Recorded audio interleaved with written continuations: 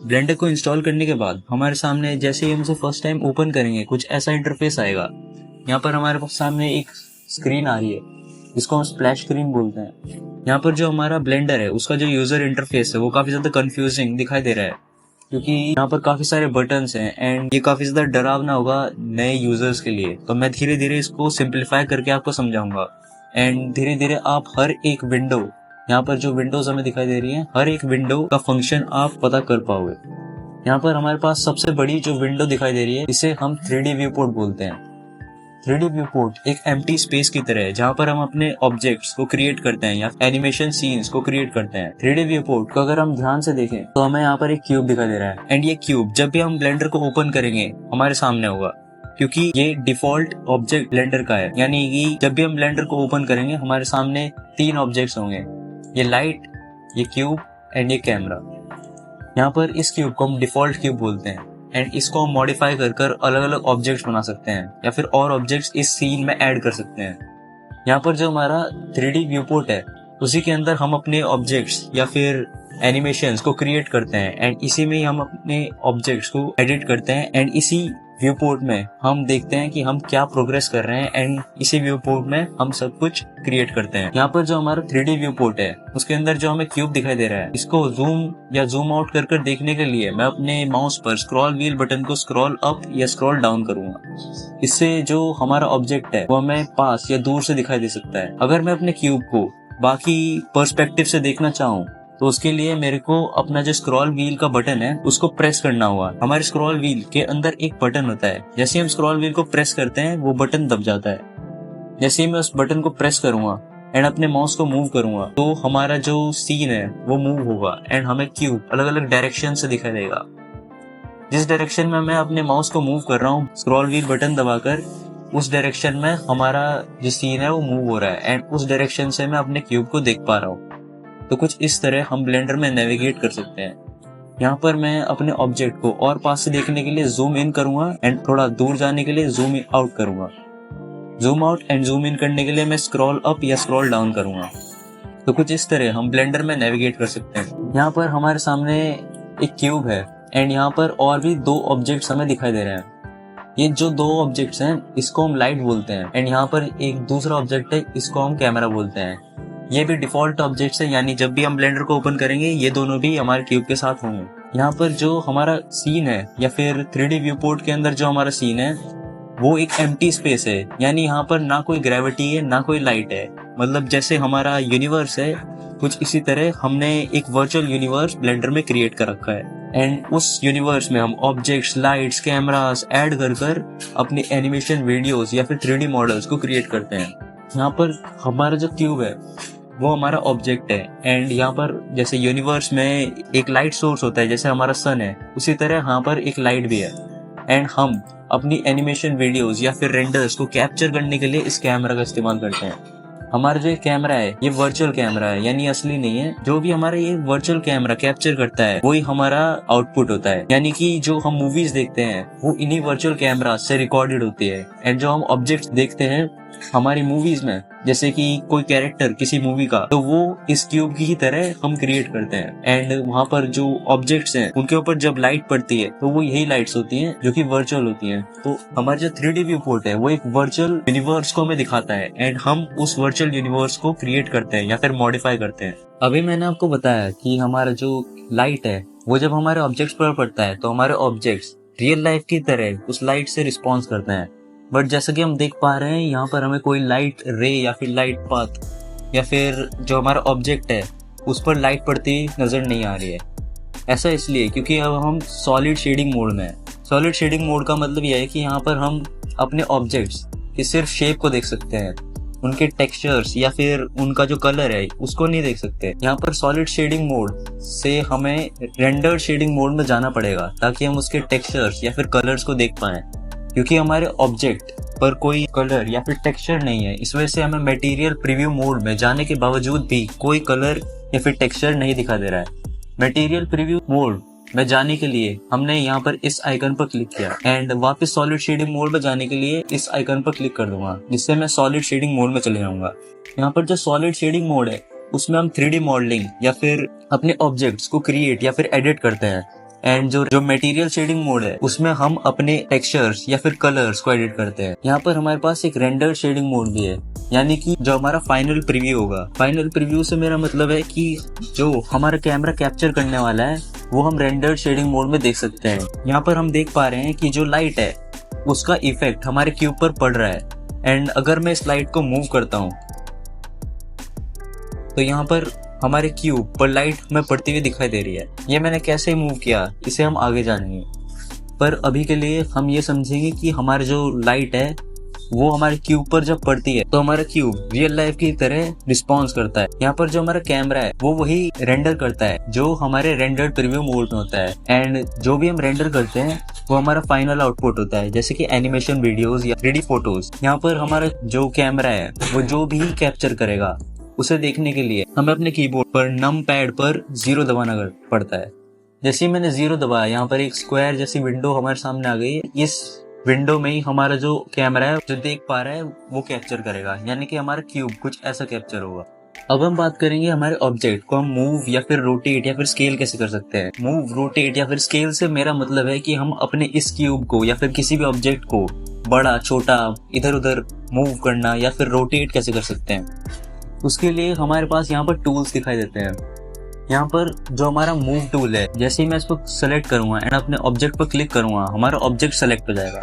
यहाँ पर मुझे 3 एरोज दिखाई दे रहे हैं। ये 3 arrows forward, backward, left, right and upward, downward को दर्शाते हैं। यहाँ पर जो हमारा व्यू पोर्ट है उसके अंदर जो हमारा सीन है वो एक एम्प्टी स्पेस की तरह है। एंड इस एम्प्टी स्पेस में ग्रेविटी भी नहीं है। एंड हमें अपने ऑब्जेक्ट को मूव करने के लिए मूव टूल का इस्तेमाल करना पड़ेगा। यहाँ पर हमारे पास 3 एक्सिस है क्योंकि ये एक 3D स्पेस है। तो यहाँ पर जिस एरो को मैं क्लिक कर पुल करूंगा उस डायरेक्शन में हमारा क्यूब मूव होगा। यहाँ पर अपने ऑब्जेक्ट को मूव हम उस एरो को क्लिक करेंगे एंड अपने माउस को मूव करेंगे, जैसे कि मैंने अभी किया। यहाँ पर अपने ऑब्जेक्ट को मूव करने के लिए मैं कीबोर्ड पर G प्रेस कर सकता हूँ। कुछ इस तरह भी मैं अपने ऑब्जेक्ट को मूव कर सकता हूँ। अपने ऑब्जेक्ट को स्केल करने के लिए हम स्केल टूल को सेलेक्ट कर लेंगे। यहाँ पर हमारा स्केल टूल है एंड जिस डायरेक्शन में हम अपने स्केल टूल के एरोज को मूव करेंगे उस डायरेक्शन में हमारा जो ऑब्जेक्ट है वो छोटा या बड़ा होगा। कुछ इसी तरह हमारे पास रोटेट टूल भी है, ये भी कुछ इसी तरह काम करता है। एंड यहाँ पर हम जैसे ही अपने ऑब्जेक्ट जिस डायरेक्शन में यहाँ पर जो कर्व्स हैं उनको क्लिक कर मूव करेंगे उस डायरेक्शन में हमारा जो क्यूब है वो मूव होगा। तो कुछ इस तरह हम अपने ऑब्जेक्ट को मूव, रोटेट या स्केल कर सकते हैं। यहाँ पर जो हमारा स्केल टूल है उसकी शॉर्टकट की है S। जैसे ही मैंने S दबाया हमारा ऑब्जेक्ट छोटा या बड़ा हो रहा है। यहाँ पर हमारे रोटेट टूल की जो शॉर्टकट की वो R है। जैसे ही मैं R को प्रेस करूंगा और अपने माउस को मूव करूंगा मेरा क्यूब रोटेट होने लग जाएगा। तो कुछ इस तरह हम अपने ऑब्जेक्ट को रोटेट, स्केल या फिर मूव कर सकते हैं। यहाँ पर अभी तक हमने जो कुछ भी समझा वो ये है कि हमारा जो 3D व्यू पोर्ट है वो अपने ऑब्जेक्ट्स को क्रिएट, एडिट या फिर मॉडिफाई करने के लिए यूज करते हैं। एंड अपने 3D व्यू पोर्ट में ही हम सारे ऑब्जेक्ट्स को मॉडिफाई होते हुए देखते हैं। यहाँ पर हम अपने ऑब्जेक्ट्स को या फिर ऑब्जेक्ट के टेक्सचर को या फिर जो हमारी मूवी या फिर एनिमेशन या फिर ऑब्जेक्ट जो रेंडर होगा, फाइनल रेंडर जो होगा उसको देख सकते हैं। यहाँ पर शेडिंग टैब्स को चेंज करके यहाँ पर हम अपने ऑब्जेक्ट को छोटा, बड़ा या फिर रोटेट या फिर इधर उधर भी कर सकते हैं। हमारा जो व्यू पोर्ट है उसके अंदर हम virtual lights and cameras add कर सकते हैं। अब हम बात करेंगे आउटलाइनर के बारे में। यहाँ पर हमारे पास 4 विंडोज हैं एंड हमने 3D व्यू पोर्ट को अच्छे से समझ लिया है। अब हम बात करेंगे इस छोटी सी विंडोज के बारे में। ब्लेंडर की यूजर इंटरफेस के राइट कॉर्नर में हमें एक छोटी सी विंडो दिखाई देती है जिसको हम आउटलाइनर बोलते हैं। आउटलाइनर में हम अपने ऑब्जेक्ट्स को देख सकते हैं, यानी कि हमारे जो सीन है यहाँ पर 3D व्यू पोर्ट है उसके अंदर हमारे पास 3 ऑब्जेक्ट्स हैं एंड यहाँ पर हमें 3 ऑब्जेक्ट्स के नाम दिखाई दे रहे हैं, जैसे कि क्यूब। जैसे मैं क्यूब को सेलेक्ट करूंगा आउटलाइनर में वो 3D व्यू पोर्ट में भी सेलेक्ट हो जाएगा। यहाँ पर अगर हमारा कोई ऑब्जेक्ट सेलेक्ट है तो उसके बाहर हमें एक ऑरेंज कलर की आउटलाइन दिखाई देगी। कुछ इसी तरह अगर मैं यहाँ पर कैमरा पर क्लिक करूंगा तो हमारा कैमरा सेलेक्ट हो जाएगा।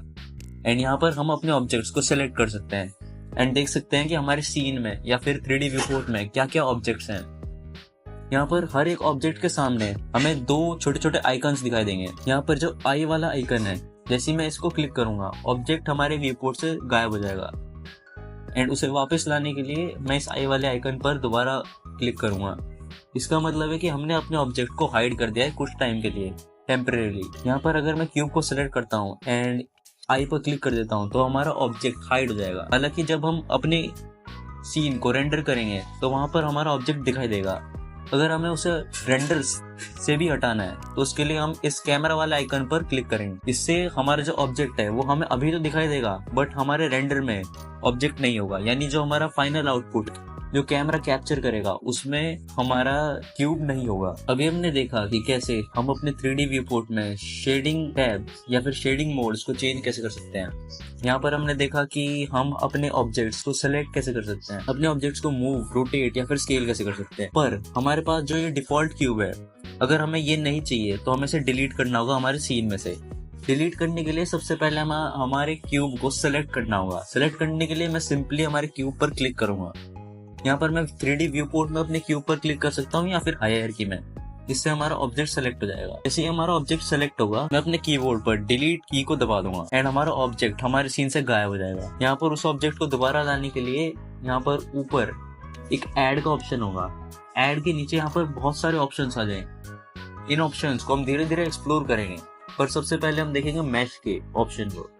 यहाँ पर जो मैश है इसके अंदर हमें काफी सारी 3D शेप्स दिखाई दे रही हैं। ये वही 3D शेप्स हैं जो हमने 10th क्लास में पढ़ी थी, यानी कि UV sphere, icosphere, cube, torus, plane, circle, ये सब बेसिक शेप्स हैं एंड हम इन्हें ही मॉडिफाई कर अपने 3D कैरेक्टर्स, हाउसेस, कार्स को क्रिएट करते हैं। तो यहाँ पर अगर मैं दोबारा से क्यूब पर क्लिक करता हूँ तो यहाँ पर एक और क्यूब आ जाएगा जो कि सेम ही है। यहाँ पर अगर मैं इसे दोबारा डिलीट कर कोई और ऑब्जेक्ट ऐड करना चाहूँ जैसे कि कोन, तो यहाँ पर एक कोन आ जाएगा। तो कुछ इस तरह हम ऑब्जेक्ट्स को ऐड एंड डिलीट कर सकते हैं अपने सीन में। अब हम बात करेंगे प्रॉपर्टीज टैब के बारे में।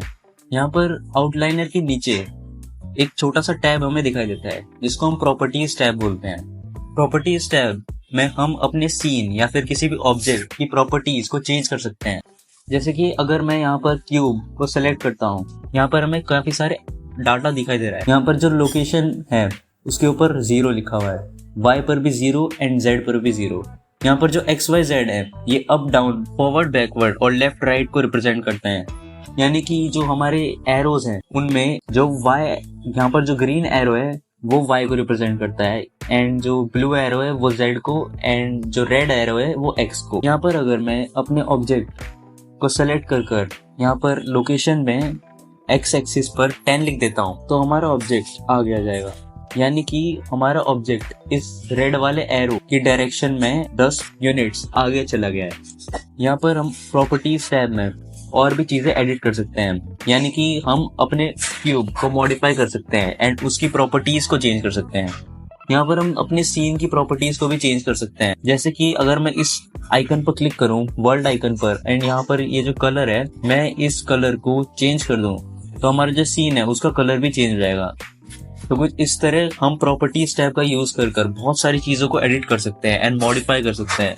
यहाँ पर एक और छोटा सा आइकन है जिसको हम रेंडर वाला आइकन बोलते हैं एंड जैसे मैंने इस पर क्लिक किया मैं अपने रेंडर की सेटिंग्स को चेंज कर सकता हूँ। जैसे हमारे मोबाइल फोन्स में एक सेटिंग का ऐप होता है जिससे हम अपने फोन की यूजर इंटरफेस को कस्टमाइज कर सकते हैं एंड बहुत सारे फीचर्स को अनेबल या फिर डिसेबल कर सकते हैं। उसी तरह हमारे ब्लेंडर में हमारे सीन के लिए प्रॉपर्टीज टैब होता है जिसमें हम अपने ऑब्जेक्ट्स या फिर सीन या फिर रेंडर को कस्टमाइज कर सकते हैं। यहाँ पर हम अपनी लाइट की इंटेंसिटी बढ़ा सकते हैं, हमारा कैमरा जो रिकॉर्ड करेगा उसको चेंज कर सकते हैं एंड जो हमारा क्यूब है उसको मॉडिफाई कर सकते हैं किसी और ऑब्जेक्ट्स में। तो प्रॉपर्टीज टैब एक तरह से सेटिंग्स की तरह है जैसे हमारे फोन में होती है। यहाँ पर नीचे एक पतला सा टैब और है जिसको हम टाइमलाइन बोलते हैं। इसको हम एनिमेशन या फिर ऑब्जेक्ट्स को एनिमेट करने में यूज करते हैं। इसके बारे में हम बाद में जानेंगे क्योंकि एनिमेशन काफी बड़ा और लंबा चौड़ा टॉपिक है समझने के लिए। अभी हम ब्लेंडर के बेसिक समझेंगे, इस वजह से हम इस एनिमेशन के टैब को अभी के लिए इग्नोर करेंगे। क्यूब या फिर किसी भी ऑब्जेक्ट को ऐड करने के बाद जैसे ही हमारा क्यूब यहाँ पर आएगा तो हम देखेंगे कि ये सिर्फ एक बेसिक शेप्स है, जैसे कि क्यूब या फिर कोन या फिर स्फीयर, ये सब बेसिक शेप्स हैं। इनसे हम कुछ इम्प्रेसिव क्रिएट नहीं कर सकते हैं। अगर हमें कुछ ऐसा क्रिएट करना है जैसे कि गाड़ी या फिर कोई हाउस, तो उसे क्रिएट करने के लिए हमें इन्हीं क्यूब को एडिट या फिर मॉडिफाई कर उन्हें ऐसी शेप देनी होगी एंड ऐसे टेक्सचर्स उनमें डालने होंगे। टेक्सचर से मेरा मतलब है कलर्स या फिर इमेज कलर्स डालने होंगे, जिनसे हमारा ऑब्जेक्ट है वो एक कार या फिर बिल्डिंग जैसे दिखाई दे। फॉर एग्जाम्पल, अगर हमें एक बिल्डिंग क्रिएट करनी है तो हम इस क्यूब को मॉडिफाई कर कर उसे बिल्डिंग के टेक्सचर्स देंगे एंड बिल्डिंग की शेप देंगे, जिससे वो एक बिल्डिंग जैसा दिखाई देगा। तो उसके लिए हमें अपने ऑब्जेक्ट को एडिट करना होगा या फिर मॉडिफाई करना होगा। यहाँ पर मैंने अगर क्यूब को सिलेक्ट किया हुआ है तो हमें उसे मॉडिफाई करने के लिए ऑब्जेक्ट मोड से एडिट मोड में जाना होगा। एडिट मोड में हम अपने ऑब्जेक्ट्स को मॉडिफाई कर सकते हैं एंड चेंज कर सकते हैं उनकी प्रॉपर्टीज को। यहाँ पर अगर मैं अपने ऑब्जेक्ट को सेलेक्ट करता हूँ एंड अपने कीबोर्ड पर टैब प्रेस करता हूँ तो हम एडिट मोड में चले जाएंगे। तो एडिट मोड में हम अपने ऑब्जेक्ट्स को मॉडिफाई करते हैं। जैसे ही मैं एडिट मोड में आया, यहाँ पर हमें मेरे क्यूब के कॉर्नर्स में कुछ डॉट्स दिखाई दे रहे हैं एंड मैं अपने क्यूब को सिलेक्ट नहीं कर पा रहा हूँ। जैसे मैं अपने क्यूब पर क्लिक करूंगा, मेरे क्यूब के बाहर एक ऑरेंज कलर की आउटलाइन नहीं आ रही है, क्योंकि अभी मैं एडिट मोड में हूँ। ऑब्जेक्ट मोड में हम ऑब्जेक्ट्स को सिलेक्ट कर सकते हैं एंड क्यूब में हम क्यूब के अंदर जो है जैसे कि वर्टिसेस, फेसेस एंड एजेस उनको सिलेक्ट कर सकते हैं।